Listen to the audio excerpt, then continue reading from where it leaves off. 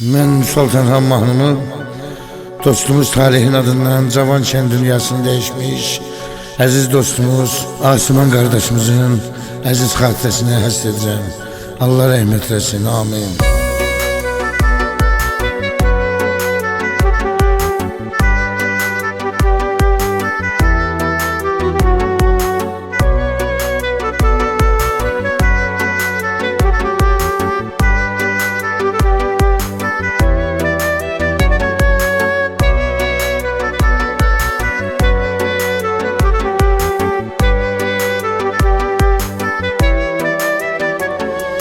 Dert kedere ile könlünü bağlayır her gün. Yokluğunla ürəyim dağlayır her gün. Soyuq məzarını yuyur gözün yaşıyla. Atan elə sensiz ağlayır, ağlayır her gün. Soyuq məzarını yuyur gözün yaşıyla. Atan elə ağlayır sensiz, ağlayır her gün. Tanrı'dan olmadı mı hiç kömeğin asıma? Gör necə kırıldı arzu dileğin asıma. Allah'tan ruhuna rahmetimiz var. Bir gün içinde dayandı yüreğin asıma. Gözü yolda kalan çıbalan kaldı. Gafleten dayandı senin yüreğin asıman.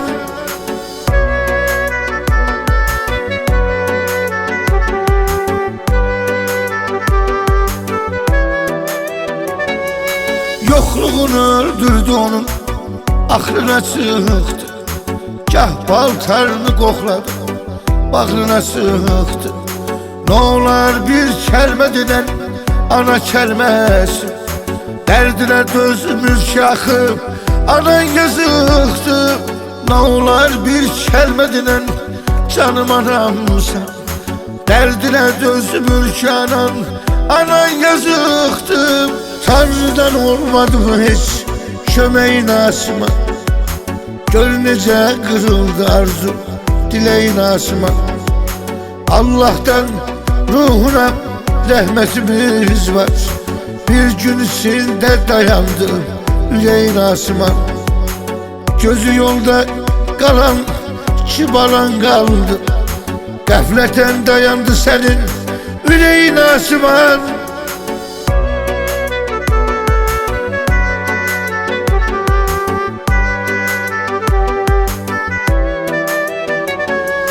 Resimlerine bakır tökür gözyaşın her gün. Odur senin dert ortağın sirdaşın her gün. Sen ile bir kardeşsen kim seni unutar? Talih kimi sen yad edir kardeşin her gün. Sen ile bir hemdemsen kim seni unutar? Derdinden ağlıyor talih tek kardeşin her gün. Tanrı'dan olmadı mı hiç kömeğin asıma? Gör necə kırıldı arzu dileğin asıma. Allah'tan ruhuna rahmetimiz var. Bir gün içinde dayandı yüreğin asıma. Gözü yolda kalan çıbalan kaldı. Gafleten dayandı senin yüreğin asıman.